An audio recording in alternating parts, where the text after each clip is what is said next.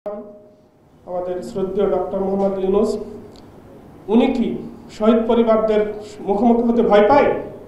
কারণ ওনার সাথে আমরা ইন্ডিভিজুয়ালি কিছু ফ্যামিলি বা ফাউন্ডেশনের সদস্য হিসাবে দেখা করতে গিয়েছি। উনি বলছে যে আপনাদের সাথে আমার বসা হয় নাই, আমি একদিন সারাদিন আপনাদের জন্য রাখবো, আপনাদের কথা শুনবো। কিন্তু 1 বছর পার হয়ে গেছে, উনি আমাদেরকে সময় দেয়নি, দিতে পারেনি। 24-এ এপিসি কার্ড থেকে ফেলে দেয়া সেই শহীদ ইয়ামিনের পিতার এই ক্ষোভ উপস্থিত সবাইকে হতচকিত করে।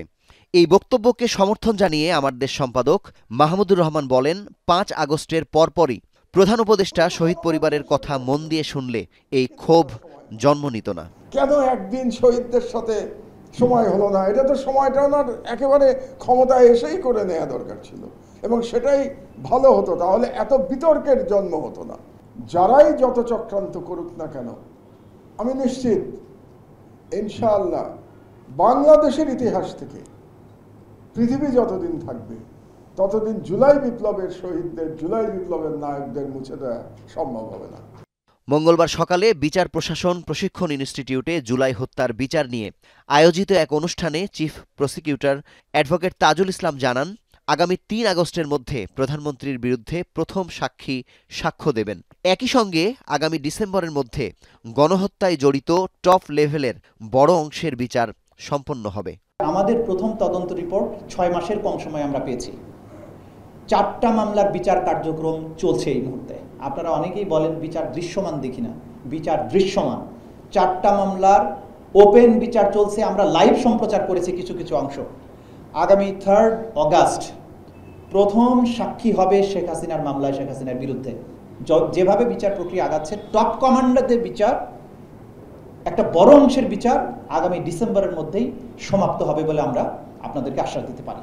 অনুষ্ঠানে বন ও পরিবেশ উপদেষ্টা বলেন, জুলাই হত্যার বিচার না হলে বিচার ব্যবস্থার ওপরেই মানুষের আস্থা উঠে যাবে। এই অপরাধের বিচার না হলে তো আর দেশে বিচারের উপরই মানুষের কোনো ধরনের আস্থা থাকবে না। সরকার সর্বোচ্চ গুরুত্ব দিয়ে বিচার করছে, বিচারিক একটা পদ্ধতি আছে, সর্বোচ্চ স্বচ্ছতার সাথে সেই পদ্ধতি মেনেই বিচার করা হচ্ছে, যাতে করে এই বিচার নিয়ে কখনো কোনো নেতিবাচক কথা উঠতে না পারে। আইন উপদেষ্টা বারবার আশ্বস্ত করে বলেন, বিচার দৃশ্যমান এবং সুষ্ঠুভাবেই তা সম্পন্ন হচ্ছে। বলেন, শেখ হাসিনা ও তার দোসরদের পৈশাচিকতা 71-এ পাকিস্তানি হানাদারদের অপরাধকেও ছাড়িয়ে গেছে। যুদ্ধের ময়দানে আপনি আহত লোককে যদি চিকিৎসা না দেন, সেটা যুদ্ধ অপরাধ। যুদ্ধের ময়দানে আপনি যদি ডেড বডি পুড়িয়ে ফেলেন, এটা যুদ্ধ অপরাধ। শেখ হাসিনা এবং তার দোসররা যে অপরাধ বাংলাদেশে করেছে, আমি সরি, আমার মনে হয় 1971 সনে পাকিস্তানি বাহিনী এত জঘন্য অপরাধ করে নাই। আপনাদেরকে কনফিডেন্টলি বলে যায়, উপরে আল্লাহ আছে, অবশ্যই পারবো। কোনো রকম কোনো গাফলতি কোনো জায়গায় করি নাই। যেই প্রক্রিয়ায় বিচার এগোচ্ছে, ইনশাআল্লাহ আমাদের সরকারের আমলে আপনারা কাঙ্ক্ষিত যেই মামলাগুলোর রায় চাচ্ছেন সেগুলি পাবেন ইনশাআল্লাহ। বিচারের জন্য সরকার দায়বদ্ধ জানিয়ে আসিফ নজরুল আশ্বস্ত করে বলেন, জুলাই গণহত্যার বিচার নিয়ে বিন্দুমাত্র সন্দেহ না করার। মুজাহিদ শুভ, এখন, ঢাকা।